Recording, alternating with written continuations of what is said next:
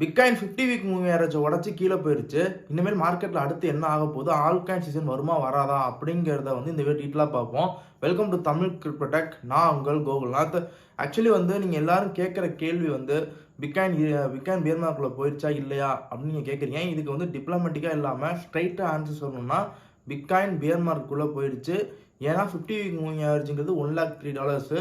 அதை உடச்சி பிட்காயின் வந்து 2 வீக்காக வந்து க்ளோஸ் வச்சிருக்கு. அப்போ பிட்காயின் வந்து ஒரு பியர் கண்டிஷனுக்குள்ளே இருக்குன்னு அர்த்தம்.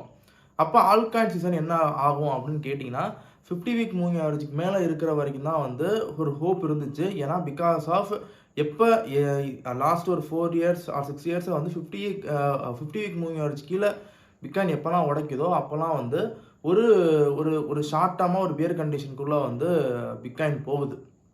இப்போ அந்த மாதிரி கண்டிஷன் ஆயிருக்கு. இப்போ அடுத்து வந்து என்ன நடக்கும் அப்படின்னு கேட்டிங்கன்னா, நம்ம எல்லாருமே வந்து ஆல்காயினில் இன்வெஸ்ட் பண்ணதாக இருக்கட்டும், கிரிப்டோவில் பிட்காயின் இன்வெஸ்ட் பண்ணதாக இருக்கட்டும், எல்லாருமே 4 இயர் ஆல்விங் சைக்கிளை பேஸ் பண்ணி தான் வந்து நம்ம வந்து இன்வெஸ்ட் பண்ணியிருக்கோம். அண்டு நான் போட்ட வீடியோவுமே வந்து இந்த 4 இயர் அந்த அந்த ஆல்விங் சைக்கிளை பேஸ் பண்ணி தான் நான் முன்னாடி வீடியோ போட்டேன். அதுக்கப்புறம் வந்து ஒரு சில விஷயங்கள் ஆச்சு. பட் இந்த 4 இயர் ஆல்விங் சைக்கிளை வந்து ஒரு பீஸ் ஆஃப் பேப்பர்னு சொல்லுவாங்க. அந்த பேப்பர் வந்து மிஸ் ஆயிடுச்சு. அது என்ன பேப்பர்னு கேட்டிங்கன்னா வந்து அதுதான் வந்து உங்கள் லிக்விடிட்டி. ஆக்சுவலி பார்த்தீங்கன்னா வந்து நம்ம எல்லாருமே இந்த 4 இயர் சைக்கிள்னால பிட்காயின் பம்ப் ஆகுது, அப்புறம் ஆல்காயின் பம்ப் ஆகுதுன்னு நம்ம யோசிச்சுட்டு இருக்கோம். பட் இந்த எவ்ரி 4 இயர் சைக்கிள் இப்போ 2016 இருக்கட்டும், 2021 இருக்கட்டும், எல்லா 4 இயர் சைக்கிளுமே அந்த 4 இயர் சைக்கிள் வரும்போது, அந்த ஆல்விங் சைக்கிள் வரும்போது வந்து லிக்விடிட்டி இன்ஜெக்ஷனும் அண்டு வந்து லிக்விடிட்டியும் வந்து மார்க்கெட்டுக்குள்ளே ரொம்ப ஃப்ளோவாக இருந்திருக்கு. மிஸ் ஆன பீஸ் ஆஃப் பேப்பருங்கிறது வந்து அந்த லிக்விடிட்டி தான். பிகாஸ் ஃபெட்டு வந்து அதிகபட்சமான இன்ட்ரெஸ்ட் ரேட் வச்சனால வந்து லிக்விடிட்டி இன்ஜெக்ஷன் உள்ளே வரல. லிக்விடிட்டி இன்ஜெக்ஷன் உள்ளே வந்தால் தான் வந்து உங்களுக்கு வந்து ஆல்காயின், இத்தீரியம் வந்து பம்ப் ஆகுது. சரி, இப்போ பிட்காயின் ஏன் பம்ப் ஆகுது அப்படின்னு கேட்டிங்கன்னா, பிட்காயின் வந்து சாதாரண M2 சப்ளைன்னு சொல்லுவாங்க. அதாவது வந்து நம்ம ஒரு புழக்கத்தில் இருக்கிற M2 அந்த அந்த M2வை பேஸ் பண்ணியே இந்த பிட்காயின் வந்து டிமாண்டிங்கான பொருள்னால அது பம்ப் ஆகுது. குளோபல் லிக்விடிட்டின்னு சொல்லுவாங்க. 2 இருக்குது. M2 இருக்குது, குளோபல் லிக்விடிட்டி இருக்குது. இந்த குளோபல் லிக்விடிட்டிங்க அதிகமானால் தான் வந்து உங்களுக்கு வந்து எத்தீரியம் பம்ப் ஆகுது, ஆல்காயின் பம்ப் ஆகுது. இனிமேல் நம்ம பார்க்க வேண்டிய அந்த மேக்ரோ கண்டிஷன், நீங்கள் எதுவுமே பார்க்க வேணாம். பார்க்க வேண்டிய மேக்ரோ கண்டிஷனுங்கிறது வந்து ஃபஸ்ட்டு வந்து இன்ஸ்டியூட் ஆஃப் சப்ளை மேனேஜ்மெண்ட்டு, 2வது வந்து PMIன்னு சொல்லுவாங்க, 3வது வந்து ரியல் ஜிடிபின்னு சொல்லுவாங்க. இந்த 3த்தையும் நம்ம வந்து பார்க்கணும். இதில் இந்த இன்ஸ்டியூட் ஆஃப் சப்ளை மேனேஜ்மெண்ட்டுங்கிறது வந்து அவங்களுக்கு பிஸ்னஸ் சைக்கிள்னு சொல்லுவாங்க. அந்த சைக்கிள் வந்து இப்போ வரைக்கும் 47 தான் இருக்குது. அது எப்போ வந்து 50 உடச்சிட்டு மேலே போகுதோ அப்போ தான் வந்து உங்களுக்கு வந்து உங்களுக்கு எத்தீரியம் அப்புறம் ETH வந்து பம்ப் ஆகுது. இது ரெண்டுமே வந்து கோரிலேட்டாக இருக்கிற ஒன்றா இருக்குது. எப்போ வந்து இந்த இன்ஸ்டியூட் ஆஃப் சப்ளை மேனேஜ்மெண்ட் இந்த பிஸ்னஸ் சைக்கிள் எப்போ பம்ப் ஆகுதுன்னா, எப்போ வந்து ரியல் ஜிடிபி பம்ப் ஆகுதோ அப்போ தான் வந்து இந்த இன்ஸ்டியூட் ஆஃப் சப்ளை மேனேஜ்மெண்ட்டுங்கிற அந்த அந்த ஃபேக்டர்ஸ் வந்து பம்ப் ஆகுது. எப்பயுமே வந்து இந்த ரியல் ஜிடிபி வந்து உங்களுக்கு வந்து பம்பிங் ஆகும். ஆனால் இந்த வாட்டி வந்து ஃபெட் இன்ட்ரெஸ்ட் ரேட் அதிகப்படுத்தி அதே இடத்துல ஹோல்டிங்கில் வச்சிருக்குல்ல, அதனால வந்து இந்த வாட்டி வந்து உங்கள் லிக்விடிட்டி ஆல்ரெடி வந்து கம்மியாக இருக்குது. பிகாஸ் ஆஃப் வந்து உங்கள் மார்க்கெட்டுக்குள்ளே அந்த லிக்விடிட்டிங்கிறது வந்து 2.2 ட்ரில்லியன் இருந்துச்சு. கிட்டத்தட்ட அதை வந்து 23 பில்லியனாக அதை குறைச்சி வச்சுருக்காங்க. கிட்டத்தட்ட 100x மேலே வந்து மார்க்கெட்டில் லிக்விடிட்டி இல்லை. அண்டு அதுக்கு சேமாக வந்து உங்களுக்கு ஷட் டவுன் போட்டனால வந்து இருக்கிற உள்ளே வர லிக்விடிட்டியுமே வந்து உள்ளே வராமல் வந்து லாஸ்ட் ஒரு 43 டேஸாக வந்து உங்களுக்கு வந்து அது உள்ளுக்குள்ளே இருந்தாலும் இப்போ தான் ஃப்ளோ ஆரம்பிச்சிருக்கு மார்க்கெட்டுக்குள்ளே. அந்த ஒரு 1.3 ட்ரில்லியனுங்கிறது வந்து இப்போ தான் மார்க்கெட்டுக்குள்ளே ஷட் டவுன் முடிஞ்சு போன வாரத்தில் தான் ஃப்ளோ ஆக ஸ்டார்ட் ஆகிருக்கு. இது ரெண்டும் சேர்ந்து வந்து அண்டு ஃபெட்டோட டிலேயிங் விஷயங்கள், அந்த டிலேயிங் டேட்டாஸ்லாம் வந்து டிலே பண்ணி கொடுக்குறது, அப்படி டிலே பண்ணி கொடுத்த டேட்டாவுமே வந்து ஒரு நெகட்டிவ் கண்டிஷனில் வரனால வந்து இப்போ இந்த மார்க்கெட் வந்து அந்த 50 வீக் மூவிங் ஆவரேஜ் பிட்காயின் உடைச்சிருக்கு. அண்ட் ஆல்காயினுமே இப்போயும் ஸ்ட்ராங்கான ஹோல்டு இருக்குது. பட் இருந்தாலும் வந்து ஒரு ஒரு ஒரு டம்ப் ஆயிருக்கு. இன்னொரு முக்கியமான விஷயம் என்ன கேட்டால் வந்து அடுத்த மாதம் டிசம்பர் மாதம் வந்து இன்ட்ரெஸ்ட் ரேட் கட் இல்லை அப்படிங்கிற மாதிரி சொல்கிறாங்க. பட் என்னையை பொறுத்த வரைக்கும் இப்போ 3 டேஸ் பிஃபோர் வந்த டேட்டா வந்து ஃபுல் அண்ட் ஃபுல் வந்து உங்களுக்கு ஒரு மிக்ஸ்டு டேட்டாக வந்தனால வந்து அடுத்த மாதம் வந்து இன்ட்ரெஸ்ட் ரேட்டு இருக்கலாம். இது என்னோட ஒரு ஸ்மால் ப்ரிடிக்ஷனு. அண்டு வந்து QTயை வந்து ஸ்டாப் பண்ணுறாங்க. நான் என்ன நினச்சேன்னா QTயை ஸ்டாப் பண்ண உடனே வந்து மார்க்கெட் வந்து ஒரு ஒரு புல்லிஷ் கண்டிஷனில் போகும்னு நான் யோசிச்சு வச்சுருந்தேன். பட் QTயை ஸ்டாப் பண்ணால் மட்டும் எத்தீரியமோ இல்லை ஆல்காயினும் பம்ப் ஆகாது, அந்த ஆல்காயின்ஸ் பம்ப் ஆகாது. QE வந்து ஃபுல் ஃப்ளெஜ்டாக ஸ்டார்ட் பண்ணால் மட்டும்தான் வந்து இந்த ஆல்காயின்ஸ் எத்தீரியம் எல்லாமே வந்து ஒரு மூவ் கொடுக்கும். இது எல்லாமே இந்த நான் சொன்னல 3 விஷயங்கள், இந்த institute of supply management, PMIA, இந்த ரியல் ஜிடிபி, இந்த 3மே பம்ப் ஆனால் மட்டும்தான் வந்து இந்த ஆல்காயின்ஸ் எல்லாமே வந்து ஒன்றுக்குள்ள ஒன்று வந்து உங்களுக்கு கோரிலேட்டாகவே இருக்குது. ஏன்னா ETPTCயும் இந்த இன்ஸ்டிடியூட் ஆஃப் சப்ளை மேனேஜ்மெண்ட்டுங்கிற பிஸ்னஸ் சைக்கிளும் ஒன்றுக்குள்ள ஒன்று வந்து உங்களுக்கு கோரிலேட்டாக இருக்குது. அதே மாதிரி பிட்காயினோட டாமினன்ஸும் இந்த இன்ஸ்டிடியூட் ஆஃப் சப்ளை மேனேஜ்மெண்ட்டும் PMIயும் ஒன்றுக்குள்ள ஒன்று வந்து உங்களுக்கு வந்து கோரிலேட்டாக இருக்குது. ஓகேங்களா? எப்போ வந்து இந்த ரியல் ஜிடிபிங்கிறது வந்து எப்போ வந்து மேலே போகும், அந்த ஜிடிபி க்ரோத் எப்போ இருக்குன்னு கேட்டால் வந்து எக்கனாமிக்குள்ளே எப்போல்லாம் வந்து பூஸ்டிங் எக்கனாமி நல்லா பூஸ்டாக இருக்கோ அப்போ தான் வந்து இந்த ரியல் ஜிடிபி வந்து பம்ப் கொடுக்குது. என்னையை பொறுத்த வரைக்கும் என்ன ஆகலாம் அப்படின்னு கேட்டால் நான் வந்து ஒரு ப்ரெடிக்ஷன் வச்சுருக்கேன். இப்போ வரைக்கும் வந்து ஃபெடோட சேர்மன் வந்து என்ன நடந்திருக்கணும் அப்படின்னு கேட்டிங்கன்னா, எப்போயும் 4 இயரில் வந்து உங்களுக்கு எலெக்ஷன் முடிஞ்ச உடனே வந்து ஃபெட் இன்ட்ரெஸ்ட் ரேட்டை வந்து டிராஸ்டிக்காக கீழே வந்து கம்மி பண்ணியிருக்கு. பட் இந்த வாட்டி ஃபெடோட சேர்மன் ஜெரோம் பவுல் வந்து பொலிட்டிக்கல் ரீசன் காரணமாக வந்து அதை கம்மி பண்ணல. அது ஃபஸ்ட்டு ஒரு நெகட்டிவ் ரீசன். ரெண்டாவது வந்து டேரிஃபுங்கிற கண்டிஷனுக்குள்ளே ட்ரம்ப் வந்து ஃபுல் ஃப்ளெஜ்டாக வந்து இறங்கி அதில் ஃபுல்லாக இறங்கினால வந்து மார்க்கெட் அந்த ஆல்காயின் மார்க்குள்ள ஃபண்ட்ஸ் எல்லாமே வந்து சைன்லைனில் போய் உட்காந்துடுச்சு. இன்னொரு முக்கியமான விஷயம் என்னன்னு கேட்டால் வந்து இன்னொரு 5 மாதத்தில் அடுத்த வருஷம் மே மாதம் வந்து ஃபெடோட சேர்மன் வந்து இந்த ஃபெடோட சேர்லேருந்து கீழே இறங்குறாரு. அதுக்கப்புறம் ட்ரம்ப் வந்து புது சேர்மனை வந்து கொண்டு வர போகிறாங்க. ட்ரம்ப் என்ன சொல்கிறாங்கன்னா, இன்ட்ரெஸ்ட் ரேட் வந்து 2க்கு கீழே வரணும், அதாவது 2 இன்ட்ரெஸ்ட் வந்து 2% கீழே வரணுங்கிற மாதிரி ட்ரம்ப் சொல்கிறாரு. ஸோ அந்த மாதிரி வந்து டோட்டலாகவே ஃபெட்டு வந்து ஒரு ரீஸ்ட்ரக்சர் ஆனால் மட்டும்தான் மார்க்கெட்டுக்குள்ளே உங்கள் எக்கனாமிக்குள்ளே ஒரு ஃபண்டு அண்டு எக்கனாமி வந்து உங்களுக்கு ஒரு பூஸ்ட் நடக்கும். அந்த ரியல் ஜிடிபிங்கிறது வந்து இந்த எக்கனாமிக்குள்ளே வந்து நீங்கள் மணி ஃப்ளோ பண்ணுறனால மட்டுமே வந்து இந்த ரியல் ஜிடிபி உங்களுக்கு பம்ப் நடக்காது. இதுக்கு வந்து இந்த ரியல் ஜிடிபியை பம்ப் பண்ணுறதுக்கு வந்து டெக்னாலஜிக்கலான ஒரு டெக்னாலஜி தேவை. ஏதாச்சும் ஒரு டெக்னாலஜியை பேஸ் பண்ணி தான் வந்து ஜிடிபிங்கிறது ஒரு பம்ப் ஆகும். இப்போ இந்தியாவை பொறுத்த வரைக்கும் உங்களுக்கு வந்து ஐடி டிபார்ட்மெண்ட் தான் வந்து உங்களுக்கு ஜிடிபியை வந்து பம்ப் பண்ணி விடுது. அந்த மாதிரி இந்த வாட்டி எந்த மாதிரியான கேபெக்ஸ் இன்ஃப்ராஸ்ட்ரக்சர் பில்ட் ஆகி ஜிடிபி பம்ப் ஆகும்னா, அது வந்து ஏஐ பேஸ் பண்ண ப்ராஜெக்ட்ஸு இதுதான் வந்து இன்வெஸ்ட்மெண்ட்டை உள்ளே கொண்டு வரும். இந்த ஏஐ பேஸ் பண்ணி தான் வந்து அமெரிக்காவோட ஜிடிபி வந்து க்ரோத் ஆகிறதுக்கான சான்ஸ் இருக்குது. அண்டு அது போக இல்லாமல் இந்த ஃபெட்டோட சேர்மன் மாதிரி ஸ்ட்ரக்சரலாக சேஞ்ச் நடந்து அவங்களும் லிக்விடிட்டியை உள்ளே விடுவாங்க. அண்டு ஸ்டிமுலஸ் செக் இருக்குல்ல, ஸோ அந்த செக்கும் உள்ளே வரப்போகுது.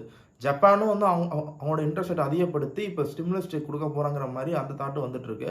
ஸோ இந்த மணியும் உள்ளே வந்து அண்டு வந்து இந்த ஏஐ இன்ஃப்ராஸ்ட்ரக்சரும் உள்ளே வந்து ஜிடிபி க்ரோத் ஆகும்போது ஆட்டோமேட்டிக்காக வந்து பிஸ்னஸ் சைக்கிளுங்கிற இன்ஸ்டியூட் ஆஃப் சப்ளை மேனேஜ்மெண்ட் அதுவும் வந்து 47, 50 உடச்சி மேலே போகும்.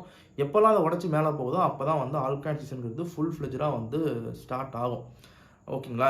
அது வரைக்குமே வந்து ஆல்காயின் சீசன் வந்து பம்ப் ஆகுமா அப்படின்னு கேட்டிங்கன்னா, இது வந்து ஒரு சின்னதாக வந்து ஒரு லீஃப் ரேலி இந்த மாதிரியான ஒரு கண்டிஷனுக்குள்ளே போகலாம். ஏன்னா பிகாஸ் ஆஃப் பிட்காயின் வந்து கம்மியாகிட்டு இருக்கு. 50 வீக்கை உடச்சி உங்களுக்கு கம்மியாகிட்டு இருக்கு. ஆனால் பிட்காயினோட டாமினன்ஸ் வந்து இப்போதைக்கு வந்து பியரிஷ் கண்டிஷனுக்குள்ளே தான் இருக்குது. ஏன்னா அதுவும் வந்து 50 வீக்கு மேலே போகலை. இந்நேரத்துக்கு வந்து பிட்காயின் இந்த அளவு கிராஷ் ஆனதுக்கு வந்து பிட்காயினோட டாமினன்ஸ் வந்து பெரிய லெவலில் வந்து பம்ப் ஆயிருக்கணும். இதில் என்ன தெரிய வருதுன்னு கேட்டால் வந்து பழைய இன்வெஸ்டர்ஸ் இருக்காங்களே, அந்த ஓல்டு இன்வெஸ்டர்ஸ் ஓஜி இன்வெஸ்டர்ஸ் எல்லாமே வந்து இன்னொரு விஷயத்துக்காண்டி பேனிக் ஆகிறாங்க. இப்போ வந்து நியூ பிளேயர்ஸ் வந்து உள்ளே வந்துட்டாங்க. உங்களுக்கு கவர்மெண்ட்டாக இருக்கட்டும், பிளாக் ராக் இந்த மாதிரி பெரிய பெரிய கார்பரேட் இன்ஸ்டியூஷன்லாம் உள்ளே வந்தனால வந்து அண்டு பிட்காயினில் வந்து ஒரு சில அப்கிரேடும் வந்து வரப்போகுதுங்கிற மாதிரி சொல்கிறாங்க. இந்த விஷயத்தினால ஓஜி இன்வெஸ்டர்ஸ் எல்லாம் அவங்களோட பிட்காயின்ஸை வந்து செல் பண்ண ஆரம்பிச்சிட்டாங்க. ஸோ இதுவே ஒன்றாவது காரணம் வந்து இந்த 50 வீக் மூவிங் ஆவரேஜை உடச்சிட்டு கீழே போனதான முக்கியமான காரணம்.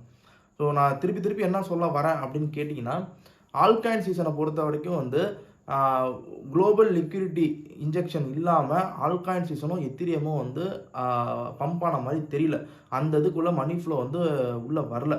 ஸோ இந்த இது வந்து இந்த QTA என் பண்ணதுக்கு அப்புறமேட்டு ஒருவேளை வந்து நான் சொன்ன மாதிரி வந்து டிசம்பர் மாதம் வந்து என்னோடய ப்ரிடிக்ஷன் வந்து ரேட் நடக்க சான்ஸ் இருக்குன்னு தான் நான் சொல்கிறேன். அப்படி ஆகும் பட்சத்தில் வந்து எப்படி மார்க்கெட் கண்டிஷன் எப்படி போகுதுங்கிற பார்த்துக்கிட்டு ஒரு லீஃப் ரேலி மாதிரி பிட்காயினுக்கு கொடுக்கலாம். 86ல் இருக்கனால வந்து மேபி இங்கேருந்து ஒரு பவுன்ஸ் கொடுக்கலாம். அண்டு ஆல்காயினில் ஒரு சில ட்ரெண்ட் ஆஃப் ஆல்காயின்ஸ் வந்து ஒரு சின்னதாக வந்து ஒரு பம்ப் கொடுக்கலாம்.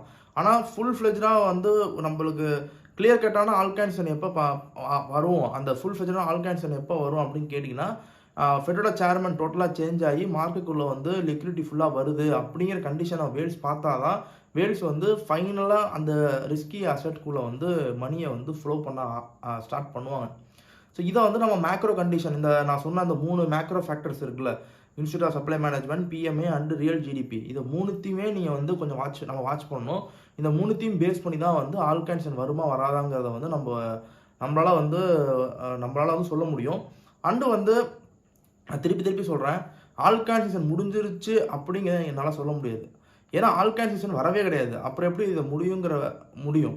ஸோ ஃபோரியர் ஆல்விங் சைக்கிள்ங்கிறது வந்து இப்போதைக்கு வந்து அது ஒர்க் அவுட் ஆகலை. பிகாஸ் ஆஃப் இங்கே மெயின் ஃபேக்டர்ஸே வந்து எத்தீரியம் ஆல்காயின் பம்ப் ஆகிறதுக்கு வந்து லிக்விடிட்டி இன்ஜெக்ஷன் தான் இங்கே வந்து மெயின் ஃபோக்கஸாக வந்து ஒர்க் ஆகுதே தவிர, வேறு அந்த ஃபோரியர் சைக்கிள் ஆல்விங் சைக்கிள் பிட்காயினுக்கு வேணால் மேபி அது ஒர்க் ஆகிட்டு இருக்கே தவிர இதுக்கு அது ஒர்க் ஆகலை.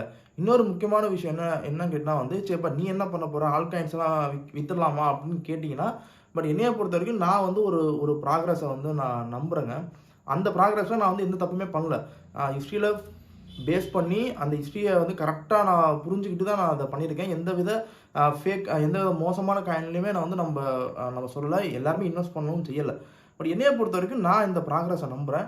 அந்த ப்ராக்ரஸில் ரொம்ப ஸ்ட்ராங்காக நான் ஹோல்ட் பண்ணுவேன்.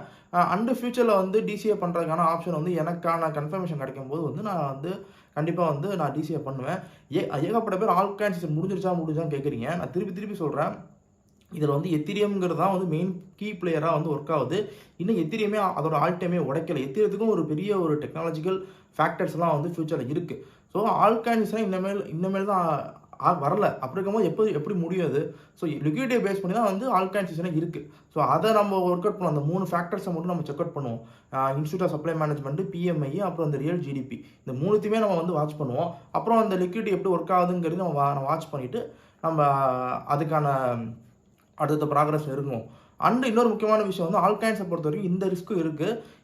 என்ன மாதிரி ரிஸ்க்குன்னு கேட்டால் வந்து இப்போ இந்த கேடிஏ இந்த மாதிரி ப்ராஜெக்ட்ஸ் வந்து உங்களுக்கு ஷட் டவுன் பண்ணாங்களே, அது மாதிரி ப்ராஜெக்ட்ஸ் வந்து உங்களுக்கு ஷட் டவுன் ஆகவும் சான்சஸ் இருக்குது. நான் சொன்ன ப்ராஜெக்ட்ஸுமே வந்து ஏன்னா அந்த ஆல்காயின்ஸ் வந்து கரெக்டாக வந்துருந்துருச்சு, லிக்விட் இன்ஜெக்ஷன் கரெக்டாக வந்து முடிஞ்சிருந்துச்சுன்னா இந்த பிரச்சனை வந்திருக்காது. அவங்கள பொறுத்த வரைக்கும் ஒரு 4 இயர்ஸில் ஒரு ஆல்காயினை பொறுத்த வரைக்கும் 4 இயர்ஸ் ஒன்ஸ் வருவாங்க. அந்த டைமில் அந்த காயின் நல்லா ட்ரெண்டாக இருக்கும், இன்வெஸ்ட் பண்ணுவாங்க.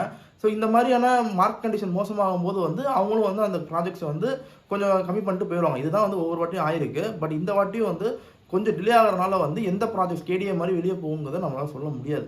ஸோ இப்போ வரைக்கும் வந்து நீங்கள் வந்து ஆல்காயினில் வந்து தொடர்ந்து இப்போ பணத்தை போட்டு டிசிஏ பண்ணிட்டே இருக்கணுமான்னு கேட்டால் கரெக்டான டைமுக்கு நீங்கள் வெயிட் பண்ணுங்கள். அண்டு நீங்கள் ரொம்ப சேஃப்டியாக இருக்கணும்னா வந்து நீங்கள் வந்து எத்தீரியம் அந்த மாதிரி ப்ராஜெக்ட்ஸில் வந்து கொஞ்சம் நீங்கள் உங்களோட டேக்கனை எடுத்துக்கிறதுங்கிறது ரொம்ப பெட்டர்னு நான் சொல்லுவேன். இதை நான் ஃபினான்ஷியல் அட்வைஸராக நான் சொல்லலை. நான் வந்து நான் என்ன பண்ணுறேங்கிறத நான் உங்கள்கிட்ட சொல்லிக்கிறேன். அண்டு இதான் கைஸ், வேறு ஒன்றும் கிடையாது.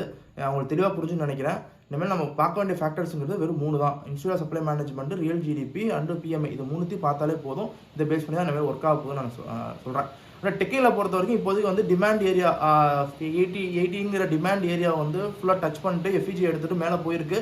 ஸோ அதை ஃபில்லப் பண்ணிடுச்சு. இனிமேல் வந்து ரிலீஃப் ரேலி மாதிரி கொடுக்கும். ஆல்காயின்ஸுமே வந்து என்னையை பொறுத்த வரைக்கும் பிட்காயினோட டாமினன்ஸி இப்போதைக்கு ஒரு பியரிஷ் கண்டிஷனில் இருக்கனால வந்து அதுவே வந்து உங்களுக்கு புல்லிஷ் கண்டிஷன் போகல. ஸோ இனிமேல் வந்து கொஞ்சம் பிட்காயின் கொஞ்சம் பிட்காயின் வந்து திருப்பி இங்கேருந்து ஒரு ரிலீஃப் ரேலி மாதிரி கொடுக்குதுன்னா சின்ன ஆல்காயின்ஸ் வந்து ஒரு சின்னதாக ஒரு பம்ப் நடக்க சான்ஸ் ரொம்ப அதிகமாக இருக்குது. இதான் வந்து டெக்னிக்கலாக இருக்க விஷயங்கள். ஓகே, இந்த வீடியோ பிடிச்சுன்னு நினைக்கிறேன். இந்த வீடியோ பிடிச்சா லைக் பண்ணுங்கள், ஷேர் பண்ணுங்கள், தமிழ் கிரிப்டோடெக்கை சப்ஸ்கிரைப் பண்ணுங்கள். பாய்.